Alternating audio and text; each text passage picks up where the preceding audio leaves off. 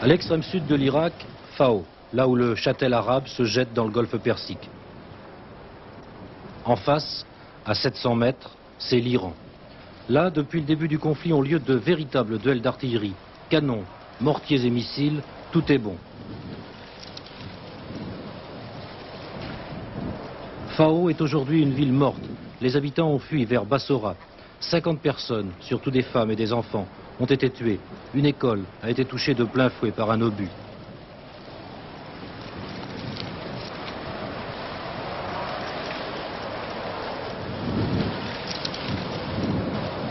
Seul reste une poignée de miliciens qui comptent les coups, quelques inconscients, et ce vieillard que nous avons rencontré tout près du fleuve, dans la rue principale, où il errait, désemparé et solitaire.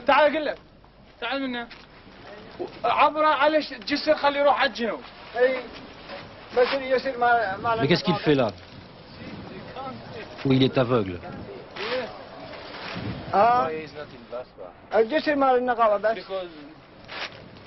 Mais il est tout seul, il n'a donc pas de famille? Ah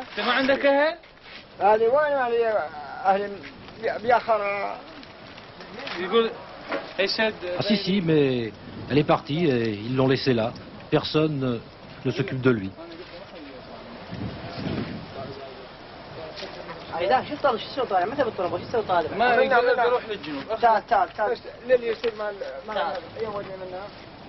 Fao, c'est l'avant-port pétrolier de toute la région. Par là s'écoulent les 2/3 de la production annuelle de l'Irak, 115 millions de tonnes de pétrole. La raffinerie de Bassora est en piteux état. Les 2 terminaux de Fao sont très gravement endommagés. Et les Iraniens continuent régulièrement de les bombarder, ainsi d'ailleurs que les réservoirs qui entourent la ville. 7 brûlent en dégageant une épaisse fumée noire. Celui-là, c'était hier. Il a été touché par un missile sol-sol. And they bomb with that kind of missile. Yes, like this and other kinds. Ce missile-là a été fabriqué en France par l'aérospatiale. Dans le nord du pays, d'autres bombardements ont endommagé les oléoducs qui, de la région de Kirkouk, conduisent chaque année 60 millions de tonnes de pétrole en Syrie ou en Turquie. La production pétrolière irakienne est maintenant quasiment réduite à zéro. Par mesure de sécurité, tous les puits ont été fermés.